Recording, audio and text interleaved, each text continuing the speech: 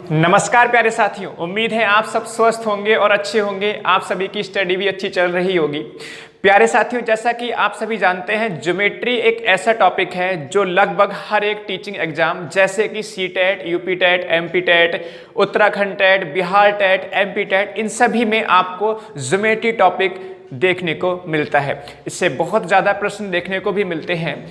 अक्सर ये देखा गया है कि इस टॉपिक के प्रश्न आप सॉल्व नहीं कर पाते हैं। उसका एक तो रीज़न ये है कि आप देखें तो ये टॉपिक बहुत बड़ा टॉपिक है, इसको पढ़ने में बहुत ज़्यादा समय लग जाता है। दूसरी बात कि आपको कोचिंग में ये टॉपिक बहुत बेहतर तरीके से पढ़ाया नहीं जाता है। तो प्यारे साथियों, यहाँ पर यदि हम इस टॉपिक को आसानी से पढ़ना चाहते हैं, अच्छा स्कोर इस टॉपिक में करना चाहते हैं, तो हमें इस बात को समझना होगा कि आपके प्रश्न किस तरह से पूछे जाते हैं और किस किस सेक्शन से ज़्यादा प्रश्न पूछे जाते हैं। अगर हम इन सभी चीज़ों को ध्यान में रखते हुए इस टॉपिक को पढ़ेंगे तो बहुत आसानी से कम समय में इस टॉपिक को पढ़ सकते हैं और एग्जाम में अच्छा स्कोर इस टॉपिक से कर सकते हैं। तो प्यारे साथियों, आज हम ज्योमेट्री टॉपिक में सीखेंगे पूरक कोण और समपूरक कोण क्या होता है, और इससे जितने भी प्रश्न अब तक पूछे गए हैं सभी प्रश्न हम पढ़ेंगे।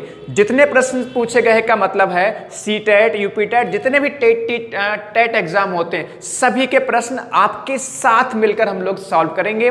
तो स्वागत है आप सभी का। मैं हूं आपका अपना प्यारा दोस्त विजय मौर्य।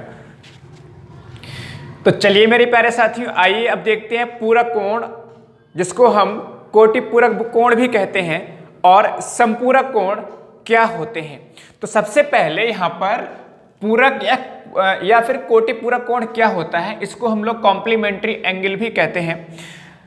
यदि दो कोणों का योगफल 90 अंश होता है तो ऐसे दोनों कोणों को कोटि पूरक कोण या फिर पूरक कोण कहते हैं। जैसे कि अगर मैं बोलूं कि यदि दो कोण, एक एंगल आपका ए मैंने बोल दिया और प्लस दूसरा एंगल मैंने बी बोला, अगर इन दोनों का सम या योगफल अगर 90 अंश होता है तो ऐसे कोण क्या कहलाते हैं? आपके कोटि पूरक या फिर पूरक कोण कहलाते हैं। बहुत ही सिंपल सी बात है। अगर प्यारे साथियों इसको एग्जाम्पल से हम लोग समझना चाहें तो समझ सकते हैं। जैसे अगर मैं बोलूं कि 40 डिग्री एक एंगल है और एक आपका 50 डिग्री एंगल है, तो मैं अगर कहूँ ये दोनों पूरक कोण होंगे या नहीं होंगे, तो आप समझ सकते हैं एक 40 डिग्री है और एक आपका 50 डिग्री है। इन दोनों का जो योगफल हो रहा है वो कितने डिग्री का हो रहा है? वो आपका 90 अंश का हो रहा है। इसका मतलब ये दोनों कोण क्या कहलाएंगे? कोटि पूरक कोण कहलाएंगे। और भी एग्जाम्पल ले सकते हैं, जैसे मान लीजिए 30 डिग्री और आपका 60 डिग्री, ये भी क्या होंगे? एक दूसरे के क्या होंगे? कोटि पूरक कोण होंगे।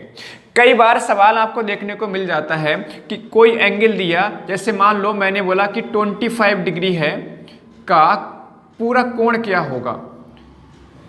पूरक कोण क्या होगा?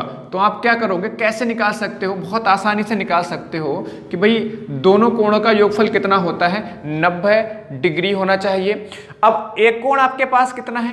25 है, तो दूसरा जो पूरा कोण है वो कैसे निकालोगे? 90 में से आप 25 घटा दोगे। बहुत सिंपल सी बात। तो यहाँ से कितना हो जाएगा? आपका 65 डिग्री हो जाएगा। तो अब 25 डिग्री का पूरक या कोटि पूरक कोण कितना हो गया? 65 हो गया। और 65 का अगर पूछेंगे तो क्या हो गया? 25 हो गया। 65 का पूरक या कोटि पूरक कोण कितना हुआ? 25 हुआ। मतलब 25 और 65 एक दूसरे के पूरक या फिर कोटि पूरक कोण कहलाते हैं। इतनी बात सबको समझ में आई होगी। अब यहाँ पर मेरे प्यारे साथियों, ऋजु कोण या फिर जिसको हम बोलते हैं संपूरक, ऋजु पूरक या फिर संपूरक कोण क्या होता है? इसमें बहुत सिंपल सी बात समझने की यह है कि जब दो कोणों का योगफल 180 अंश होता है तो ऐसे दोनों कोण हमारे ऋजु पूरक या फिर संपूरक कोण कहलाते हैं। जैसे कि एग्जाम्पल आप समझ सकते हो, बहुत सिंपल सी बात है। अगर मैंने एक एंगल 30 डिग्री है तो दूसरा एंगल आपका कितना होगा? 150 डिग्री, क्योंकि इन दोनों का योगफल देखो 180 हो रहा है। 150 और 30 कितना? 180। तो ये दोनों कोण क्या हो गए? एक दूसरे के संपूरक कोण हो जाते हैं।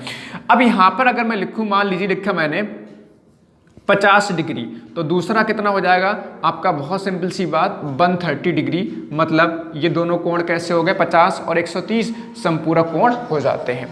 अगर मैं बोलूं कि भाई एक एंगल आपका कितना है, 60 डिग्री है, 60 डिग्री का आपको समपूरक कोण निकालना है, तो कैसे निकालोगे, 180 में क्या करोगे, 180 में से आप सीधे सीधे इसको माइनस कर दोगे, तो आपके पास कितना बचेगा, 120। तो 120 जो है 60 का समपूरक कोण कहलाएगा। या हम यूं बोल सकते हैं कि 60 और 120, 60 डिग्री और 120 डिग्री एक दूसरे के क्या है, समपूरक कोण है। मतलब यहां से अगर आपका किसी एंगल का पूरा कोण पूछा जाए तो 90 में से उतने ही आपको माइनस कर, जैसे मान लो कोई थीटा एंगल दे रखा है, तो 90 में से माइनस करके आप क्या निकाल सकते हो, पूरा कोण निकाल सकते हो। और यहाँ पर 180 में से अगर आप माइनस करोगे थीटा को, थीटा का मतलब यहाँ पे कोई एंगल हो सकता है, तो आप वहाँ पर क्या कर सकते हो, संपूरक कोण निकाल सकते हो। बहुत सिंपल सी बात, ये आपको समझ में आई होगी। अब मेरे प्यारे साथियों, बहुत सारे सवाल आपके इस पूरक और संपूरक कोण से पूछे गए हैं, तो इनको हम लोग करेंगे, बने रहिएगा हमारे साथ में। तो आइए अब चलते हैं मोबाइल की स्क्रीन पर, जहां पर मैंने आपके क्वेश्चंस बना रखे हैं। हर एक सवाल को करेंगे आपके साथ मिलकर, लास्ट तक बने रहिएगा।